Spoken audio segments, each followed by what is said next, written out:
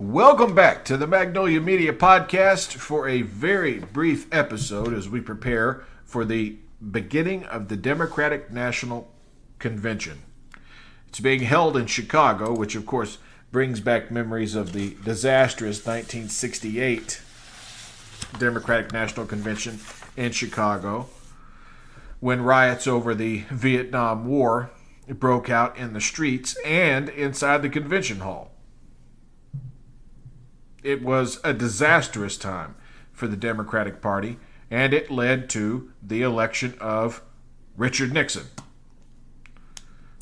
Perhaps the only president who could even rival Donald Trump for his corruption, his wrongdoing, his illegal behavior, and, of course, his extending of the Vietnam War for political benefit. Let me say that again. Richard Nixon held up ending the Vietnam War when he was a senator for political expediency. That's more evil than Donald Trump torpedoing a Republican bill that would have passed and would have been signed by President Biden earlier this same year. So, when we take all things into consideration, President Biden has been an exceptional president.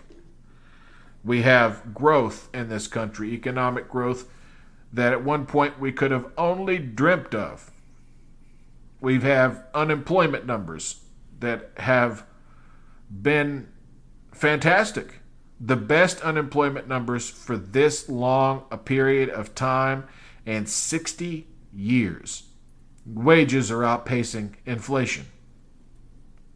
And now, new price gouging measures are being taken by the Biden administration. And if Kamala Harris does go ahead and win this election, and by the way, despite the positive polls and all the energy, Democrats, we must vote. If we vote en masse, we might even end up flipping a surprise state. I said on this podcast, going back now a couple of weeks, that we may very well flip a state that no one's watching, like Missouri. And the next thing you know, Missouri is now in play, especially the Senate seat that's held by Josh Hawley. Let's remember that as late as 2018, every statewide elected official in the state of Missouri was a Democrat. The fever this country has was already at 104 degrees in 2018. Claire McCaskill was the senator from that state who lost her re-election bid to Mr. Fist Pump during the insurrection as he ran like a coward after claiming they're just tourists. They're just tourists. They were just visiting, right, Josh? Then why'd you run like that? Why'd you run? Why did you sprint like Usain Bolt out of the United States Congress, across the parking lot, heading towards your car? Why, Josh? Why? We found another candidate to fund. On top of that, Florida and Texas are both in play, and Kamala Harris has a 1-point lead in the state of North Carolina. New polls today. Siena poll showing Kamala Harris ahead by 5 in Pennsylvania, 6 nationally. So that catches you up on the polling. And yes, the momentum is still propelling Kamala Harris. The momentum has not died down at all. Apparently the sugar high is type 1 diabetes at this point, because it's not a sugar high. It's permanent. Trump is in complete meltdown mode, and Democrats are taking advantage.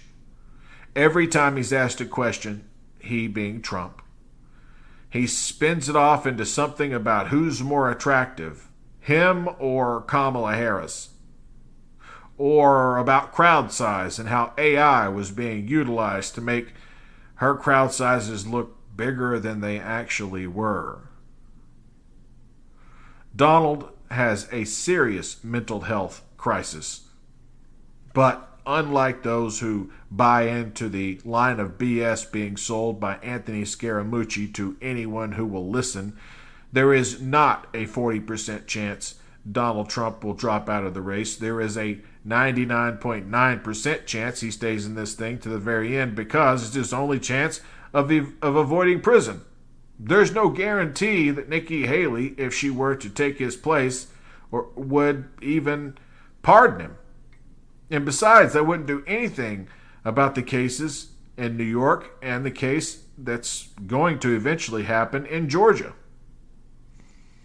And of course, there'll be new birth, new life breathed into the Mar-a-Lago documents case, which is the strongest case the federal government has against Trump. And Judge Tanya Chutkan already has the green light from the Supreme Court to suss out which charges can and can't be used against Donald Trump in a trial that is really about his treason. It's really about his treason committed against these United States of America. And then the whitewashing of what those January 6th terrorists did to our Capitol, what they did to our Capitol Police, that yes, even liberals support the police, especially when they're doing the right thing, like Capitol Police trying to protect the lives of our lawmakers, even those who would later go on to attack them, leading to 5 suicides, brain damage, heart attacks, as 140 police officers fought thousands of Magnoalians who smeared feces on the walls of Congress. The British never even accomplished such a feat. Not the first time in the war that began in 1776, or the second time during the War of 1812.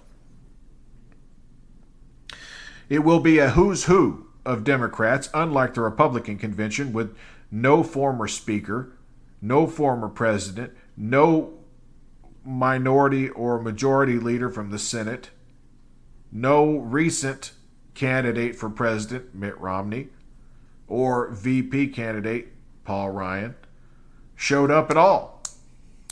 Whether they were invited or not, I don't think it matters. They weren't going to go be part of this crap show that Trump decided to put on. Having a man named Terry Bollier, who's been stuck for 50 years calling himself Hulk Hogan, that's Hulk Hogan. Hulk Hogan is a character played by a man named Terry Bollier from Tampa, Florida. And he's been stuck with that nickname for 50 years. Not that nickname. He's had to play that character day in and day out for 50 years. Think about that for a moment. A man whose life has been turned upside down, and he's finally so pathetic that he came to a Trump rally, the Trump RNC rather, the Trump NC, the Trump National Committee, because there really is no Republican Party anymore. If there were, then there'd be room for people like Joe Walsh. There'd be room for people like Adam Kinzinger and Liz Cheney. Real conservatives. People with whom I might have serious policy disagreements, but not people who make you want to hate your neighbor. Not people who leave you completely callous to the other side. The Obamas will be speaking. Nancy Pelosi will be speaking. Of course, Tim Walz, and on the final night, Kamala Harris on Thursday will be speaking. But tonight, President Joe Biden will give what might be his last speech in front of a crowd like this televised everywhere in his 50-year political career. Less than 2 months ago, President Biden thought it would be him who was receiving the nomination, the official nomination from his party, being congratulated, seeing signs with his name on them. Instead, he's going to give a speech that, and at least to me, will be a combination of jubilation and joy, and at the same time, a misty-eyed sadness as we watch a public servant of the highest order ride off into the sunset. A man who was friends, close friends, with people like former President Jimmy Carter, with people like Ted Kennedy, the man who was known as the Lion of the Senate. A man who lost his wife and his daughter in 1972 famously, and was in the hospital with his 2 boys trying to nurse them back to health, Hunter and Beau. Of course, Beau has died since then of a brain tumor in 2015. And it makes me think that this is how it ends for a man like that. For a man who has always shot straight to the American people. A man who was able to beat the label of elitist, because he was anything but an elitist. Let's be fair and honest here. Biden was a man of the people, and he was loved for it. And now he's going to ride off into the sunset on vacation. He's not even staying in town for the entire Democratic National Convention. I think it hurts. It has to hurt, doesn't it? Of course he's going to pump up his vice president as best he can to help her beat Trump, because that is ultimately the goal. But there will be people in that crowd like Nancy Pelosi who worked overtime to get him off the ticket, because whether he wanted to believe it or not, he was dragging the entire party down, because the party had, well, not messaged well. They hadn't done enough talking about the accomplishments of the first 2 years of the Biden administration.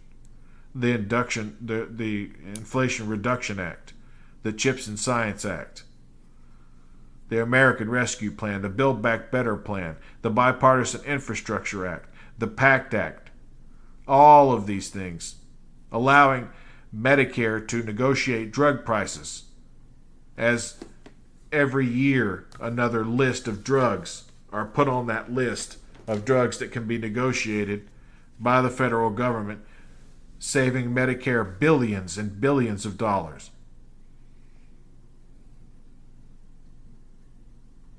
And I, for one, will be sad to see him go, especially under these circumstances, especially being told you're not good enough, you're too old, you're hurting everyone else, when all you ever wanted to do was be president. You finally got the opportunity. He probably should have run in 2016, even though the Obamas were advising him not to, because everyone felt it was Hillary's turn. Well, it was Hillary's turn in 2008, but Barack Obama decided to challenge her anyway, and the next thing you knew, he was so far ahead, Hillary Clinton was having to heap praise on him because she never got to be president of the United States. And I'm confident that if Biden had run in 2016, he would have steamrolled Donald Trump, treating him like a petulant child. Following him around the debate stage wouldn't have worked, because he's not a 5'3" woman. He's a 6-foot-tall man who would have turned and said something about it, made a scene. He's also a man that didn't have an email scandal hanging over his head. A man who didn't have any sexual perversion, didn't have anything going against him. And I understand that his son died, and that was the excuse he used. But in the years since then, we've learned that it was actually the Democratic Party that convinced him not to run in 2016 and instead let Hillary have her shot, which led to the Donald Trump presidency. And we're in that situation once again where polls are showing us time and time again that all the momentum is headed in one direction, and that's in the direction of Kamala Harris and Tim Walz. We just have to, as Tim Walz says, he knows we're preaching to the choir. I know I'm preaching to the choir, but the choir's got to sing. And our voices, well, they're heard at the ballot box. So we have to turn out and turn out big for Kamala Harris. We also have to turn out in states that aren't traditional Democratic states, like Missouri. Let's get rid of Josh Hawley. Let's get rid of Ted Cruz. Let's get rid of Skeletor, a.k.a. Rick Scott, Moscow Rick. We can do at least one of them. And if Sherrod Brown holds on in Ohio, then we're back to a 50-50 Senate with Tim Walz casting the deciding vote. We can kill the filibuster. We can pass a real living wage. We can do things like put in pricing controls to make sure that companies that work with grocery store chains can make their money, but that they can't charge $7 for a bag of potato chips just because they want to. That's where we're at in this current moment in this country. And we have to continue carrying that torch forward. We have to continue. We have to continue making progress. But the man who will truly bring the house down anytime he gives a major public speech is Bill Clinton, who speaks, I think, on the second night, maybe the third night. Unlike his wife, Bill Clinton has an innate political ability to speak to the public that simply can't be replicated. He's charming, he's witty, he's smart. And in 2012, at the 2012 DNC, he gave the speech on Wednesday night. On Thursday night, Obama gave the final remarks of the DNC. That 47-minute speech, I felt, saved Obama from losing to Mitt Romney. Because that is the level of public speaker we have in Bill Clinton. Love him, hate him, feel he's a rapist, feel he allowed NAFTA to happen, which gutted so many small towns. He did those things. He did. But at the same time, he proved that when it came to public relations, he might be better at it than anyone else walking the face of the earth. So, I'm looking forward to all of that. And while this is not a long episode, I didn't have a ton to say this time around. I just wanted to throw a few things out there about my mixed feelings watching President Biden ride off into the sunset, go on vacation with his family, and try to recover from what has had to be an extremely stressful time for him. To watch his numbers completely collapse, and then to watch him finally get pushed out of the race for his vice president, whose numbers have shot through the roof, when he deep down probably feels that if his record had been highlighted the way she's being highlighted, that he could have won again. However, and unfortunately, that was a risk Democrats simply couldn't take. America could not take. And there is some truth to the idea an 85-year-old president is just too old. He'd be 86 just before he left office. So I don't even count the whole 86 thing. That's nonsense. That's 2 weeks. But at, 85, that's still on the old side. And now, instead of having Biden in the race and all those AI videos created showing him stumbling around when he really wasn't, we have a 59-year-old candidate versus an insane old man. An old man who's spray tanned, who's gross, who's weird, who's an adjudicated rapist. A man who has been found guilty of 34 felonies already. He still has 54 more to go. 54? And those are the ones that carry big prison time. Because I don't know why they dance around what happened on January 6th. That was treason.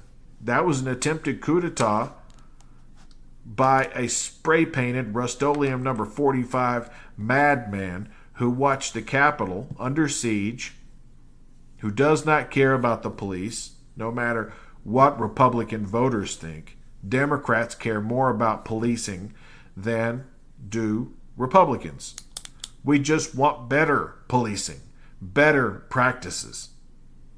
We're not going to leave them abandoned when a crowd, a mob of insurrectionists, of terrorists, decide to attack. That's not how we roll. But I digress. As we prepare to get comfortable on the couch and watch the DNC as it unfolds live, I'll say this. I look forward to President Biden's speech. I look forward to the Obamas. As long as Michelle Obama doesn't start with this when they go low, we go high nonsense, because that never worked. It was kind of silly to begin with. When Democrats had for years needed to go low when they go low. So we could kneecap them for their lies. Barack Obama, of course, a great public speaker, but none of them have the ability to speak in public the way Bill Clinton can speak in public. That's the one I'm looking forward to the most. Of course, I want to see Governor and future Vice President Tim Walz give his speech, his address to the Democratic National Convention, and I want to see Kamala Harris's, although I have a pretty good idea of what they'll say. From what I understand, hers will be largely biographical, and so will Tim's. In the meantime, tonight, I'll watch Joe Biden again give what will likely be the last major speech of his presidency. And that's a sad thing. Especially for a man who's done so much for the American people, passed more legislation in one term than any president in modern history, who led us back from a recession without another recession, bringing interest rates down from over 8% to under 3%, allowing the Fed to begin lowering interest rates now. Saw the stock market hit all-time highs over and over and over again. We've seen the job market as robust as it's been in 60 years. Unemployment, we've basically been at full employment in the United States for the longest period of time in 60 years, and the lowest black unemployment in American history at 4.83%. And now we have a presidential candidate in Kamala Harris who's ahead by 4 or 5 outside the margin of error in Pennsylvania and Michigan and Wisconsin and Arizona. who's putting pressure on Republicans in Missouri, in Florida, in Texas, and a 1-point lead in North Carolina, as well as a 2-point lead in Georgia, again, depending on the poll, but roughly 2 points. And that was a state that Democrats had all but abandoned before Biden decided to step down. It seemed to be a bridge too far to try to win Georgia again after winning it by 11,780 votes in 2020. Georgia is now back in play and likely to go to Kamala Harris,